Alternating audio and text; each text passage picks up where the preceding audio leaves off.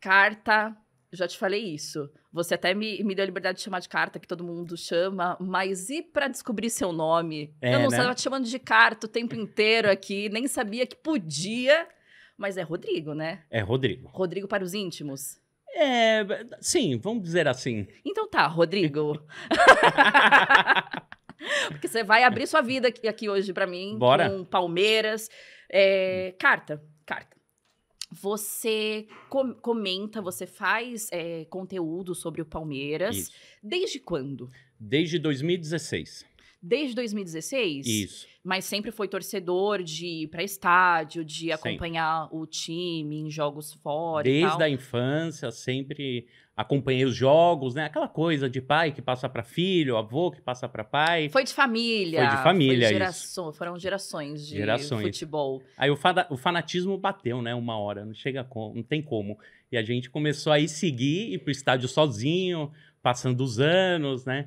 E ficando mais fanático. Aí até que um dia, em 2016, eu pensei, pô, mas eu fico ouvindo esses caras da TV falando, por que não eu falar, né? Sei lá, se tiver 20, 30 pessoas ouvindo, tá legal. Pelo menos os meus amigos vão conhecer minhas ideias. Uhum. E com isso eu fui indo, fui YouTube, aí foi tocando, depois Instagram, e a gente vai crescendo, o pessoal vai gostando, aí até que um dia que vira trabalho mesmo. Mesmo porque a gente fala 2016, parece que foi ontem, mas daqui a pouco já vai completar uma década, né? É isso mesmo. É uma história construída aí. E dentro desse tempo que você faz conteúdo, você sente que as suas opiniões ficaram mais populares ou impopulares dentro da torcida? É complicado. Eu procuro, assim, sempre...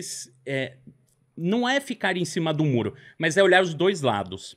Eu não consigo pegar um exemplo, vamos supor, o problema que o Dudu teve. Eu não consigo defender o Dudu 100% e não consigo virar e falar, o Palmeiras tá errado. Não. Vamos dar um contexto pra galera Sim, que tá, pode já ser. que você tocou no assunto do Dudu, porque até então, Leila tinha falado que ele saía, e aí ontem o vice falou que ele ficava. E aí, como que ficou essa história pra galera, pra torcida? Assim, se a gente contar a história inteira do Dudu, ele é um jogador que ele é um pouco polêmico. A gente percebe que, analisando ele mesmo, dentro, um pouco fora de campo, a vida pessoal dele, não tem jeito, né? Ele é uma pessoa pública. Então, isso acaba acontecendo. Então, ele é um jogador que a gente percebe que ele é um pouco enrolado aí. Né? Agora, teve problema que uma pessoa ele perdeu na conta dele 18 milhões de reais. Aí você para e pensa, cara, como alguém perde 18 milhões de reais? Não sei, é muito estranho isso.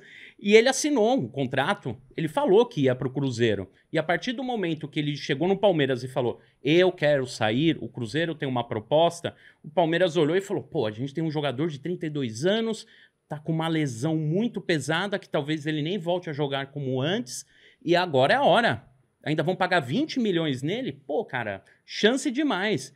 O salário dele é alto, ganha 2 milhões de reais e a gente olha o contrato dele, vai até final de 2025. Se em 25 ele jogar 50%, ele pode renovar automaticamente. Então o Palmeiras olhou e falou, pô, vamos, Dudu, você quer mesmo? Quer. Dudu, você quer? Quer. Perguntaram 3 vezes. Dudu, você quer? Ele, quero sair. Então foi isso. Negou o Palmeiras 3 vezes. 3 vezes. E ele falou que queria sair. Aí depois a torcida foi na casa dele, conversou com ele, aí eu acho que deu um chá de noção, né? Porque fala, cara, você tá na parede dos últimos 10 títulos do Palmeiras. O que você tá fazendo? Você é louco?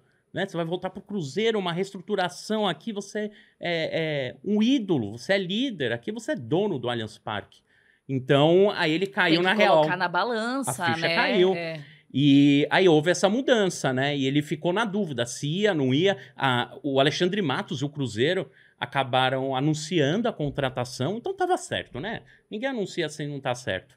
E depois a Leila, numa segunda-feira, que foi um jogo contra o Galo ainda, lá em BH, e eu fui nesse jogo. E eu tava no hotel, eu fui de carro, aí deu um problemão, cheguei 6 da manhã, aí eu falei, vou dormir. Não, as pessoas me ligando, cara, liga o canal, a Leila tá acabando com o Dudu. Aí eu comecei a assistir no celular, meu Deus, os caras me dão um dia de paz, hora um, hora outro. E a Leila falou, não, ele assinou o contrato, ele vai sair, ele tem que sair. Ele combinou isso com os caras. Então o Dudu, ele tem esse problema. A gente percebe que é um cara que ele já é um pouco enrolado. em questão disso tudo. Agora, eu vou falar a verdade. Essa contratação do Dudu, essa saída do Dudu, para ele seria bom, ele ia ganhar mais do que ele ganhava aqui. Ele estaria indo para um clube em reestruturação.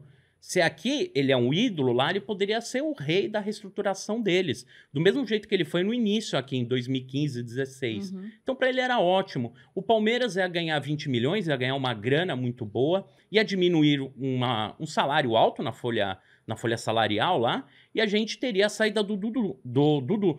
É complicado perder um ídolo, né? Dói. Cara, o baixinho, o baixola, né?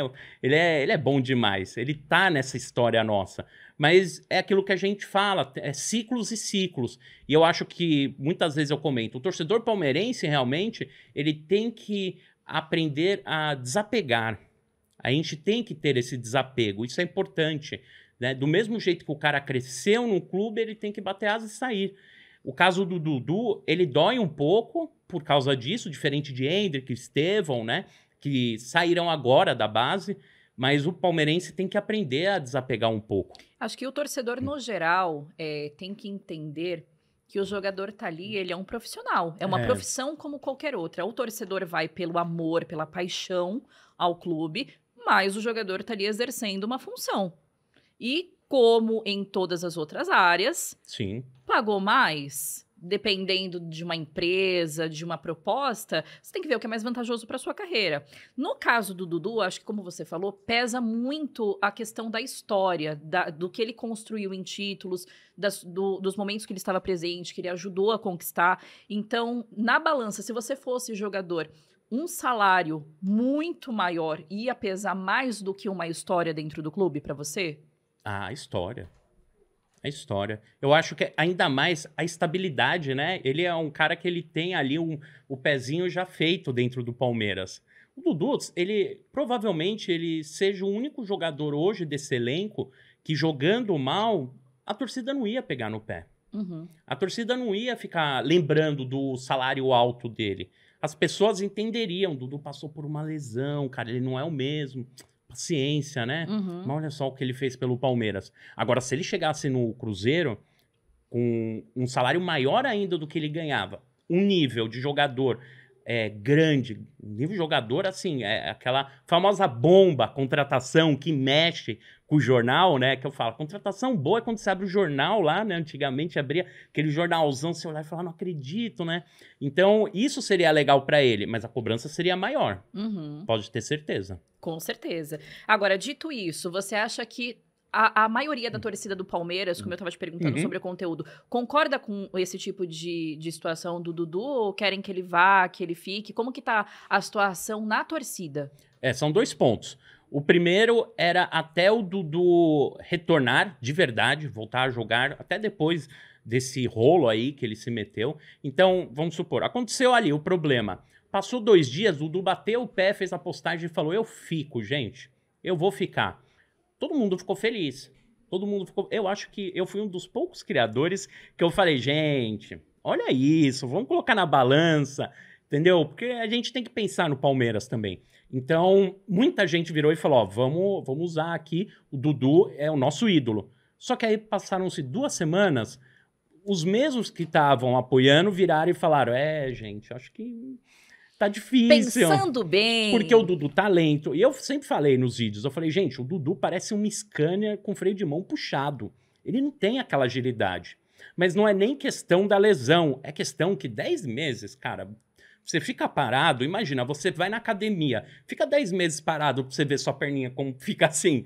É verdade, isso daí é natural. Em atletas de alto rendimento é uma diferença que, pra quem não 2 trabalha semanas. com isso, 2 semanas já faz muita diferença. Porque um atleta de alto rendimento tem uma rotina insana. Tem que render muito mesmo. Agora, já que você falou de ídolos, de pessoas aí pulando muro, eu trago o nome do Caio Paulista. Quer devolver? Eu não quero de volta. Com todo respeito. Eu tô quase indo lá no Palmeiras, no CT, erguendo a escada, voltando ele. Olha, a gente cava um túnel pra ele... Mentira. Mentira, mas assim... É uma contratação que não dá pra entender, né? Não, acho que ambos os lados, né? Não dá pra entender. E o Caio Paulista, ele é muito doido, porque até naquela final contra o São Paulo, lá em BH, né, da Supercopa, ele foi o jogador que ficou falando pro Everton, ó, esse cara bate assim, esse cara bate assim. O Everton não pegou um pênalti. Eu falei pra eles, cara, mas será que ele falou certo? Será que ele teve essa coisa? Será? Você vê que o cara, ele tá indo tão mal que ele não acerta nem nos palpites, na ajuda, né? É tipo o Rogério Ceni perdendo os jogos pro São Paulo, sabe? Não quero falar nada não, mas... Tô brincando. Vamos lá. Brasileirão. Quem leva? Palmeiras ou Botafogo? Você acha mesmo? Tranquilo. A galera aqui embaixo falou que o Botafogo vai arregar de novo, vai pipocar. Eu costumo dizer quando eu falo do Botafogo, Botafogo é só um bairro. Então, gente, o Palmeiras é o maior campeão brasileiro, o primeiro campeão mundial. Tri da Libertadores. Ó, a questão aí é o seguinte, o Botafogo, eu acho que uma hora ou outra ele vai bater campeão. O trabalho que o Testor faz é incrível, claro. Se você parar pra pensar na SAF, o que ela põe de dinheiro, o que ele colocou, só esse ano 300 milhões. O ano passado, não sei quantos milhões. Esse ano aqui ele ficou com 2 jogadores do ano passado, ele renovou o elenco inteiro, gastou muito. Então tem que dar certo, e ele deve ter uma análise de scout, um trabalho legal, uma equipe boa, você vê que o cara ele é inteligente, né? Ele encheu de gente que sabe do futebol, porque ele não sabe. E foi muito longe em campeonatos. Ele teve um desempenho muito bom. A gente não pode negar isso. Uma hora vai bater campeão. E o fantasma de 2023 é inevitável. O botafoguense, ele acorda com isso todo dia, né? E esse empate que eles tiveram com o Cuiabá mostrou que o cansaço deles está batendo. E não é só o cansaço por estar na Libertadores e no Brasileirão. É um cansaço mental dos caras. Porque pode ver, todo dia quando esses caras acordam, eles pegam o elevador, descem na porta da casa dele, ou tá saindo lá do prédio onde ele mora, ele é cobrado. Ó, tem que ganhar, hein? Ó, os caras estão chegando. Ó, o Palmeiras ganhou de novo. Cara, 4 pontos.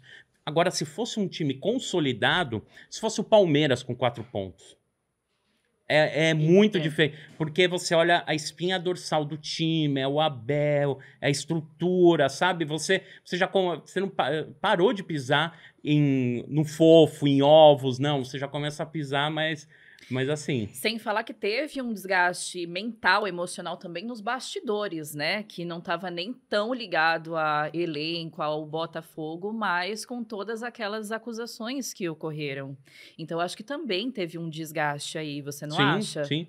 Você fala do futebol mesmo em questão das apostas? Isso. Ah, sim, claro. Isso daí pesa, né? Porque você tem que saber ser um bom perdedor e um mau perdedor. Eu acho que horas você perde e horas você ganha. O Testor, realmente, ele veio com acusações, só que ele não veio com provas. Ele veio com análises. Inclusive, Leila peitou muito ele nessa época, né? Uhum. Ela até hoje, e eu falo pra todo mundo, eu sou uma grande fã da Leila. Eu acho que clubismo a gente deixa ali dentro do estádio, quando os times estão se enfrentando, mas fora ela é um exemplo de profissional e que mostra que veio. Foi uma das poucas que peitou. Foi. Ela foi pra frente, ela foi pra linha de frente mesmo dele, contra ele, e falou, tá, você tem? Então mostra. Assim... É difícil você mostrar as análises que ele colocou. Ele chegou com provas, não, né? Chegou com acusações que o São Paulo, 5 jogadores tiveram algo diferente. E aquilo, né? Eu sempre comento, cara, 5 jogadores do São Paulo. Análise, ela não olha se o cara tá com problema em casa, se o cara tá com filho doente, se o cara tá com, sabe, a sogra dele tá dormindo na casa dele. Se ele comeu uma feijoada, não caiu bem. Tem tudo isso que a análise não olha. O lado humano. Por isso que eu defendo muito alguns jogadores do Palmeiras, quando eles estão numa fase ruim, que eu falo, gente, o lado humano do jogador, ele tem problema em casa, ele às vezes não tá bem, sabe? Isso daí acontece muito. Pô, o Veiga, ele rendeu 8 partidas, jogou 2 ruins. Cara, mas ele é humano, isso daí vai acabar acontecendo mesmo. E ele bater de frente e falar, é isso, tá certo, com acusações, sem ter uma prova concreta. Não, eu quero a ligação do cara. Aí ele trouxe o árbitro que realmente fez um esquema. É lá da Série C. Aí todo mundo ficou olhando assim, aí o Cajuru e o Romário ficou meio assim, sabe? Aquela cara, tanto faz, porque é estranho, né? Então você tem que ter realmente a acusação, tá, vou acusar, é roubado o campeonato? Que seja, que prove para todo mundo arrumar o campeonato, porque é o nosso campeonato, é o nosso Brasileirão. A gente quer ver esse campeonato aí voando, a gente quer brigar de frente com os grandes europeus, então precisa ter realmente isso. Eu não desconfio que não tenha realmente aí deles fazerem esquema, sabe? Mas porque o Brasil está muito enraizado nessa cultura da corrupção. Lógico, lógico. E outra, a gente tem esse olhar para clube grande. Agora pensa no cara que tá lá em último do Brasileirão da Série B. O cara ele ganha R$1.500, R$2.000. O cara da Série C. O pessoal oferece lá, sei lá, 40, 50 mil reais para ele causar 2 escanteios. Você acha que o cara não vai fazer? Faltando 15 minutos, põe 2 escanteios lá. Não tô falando que é certo, mas eu tô falando que quando você olha... Que acontece. Todo, é mais fácil, né? É.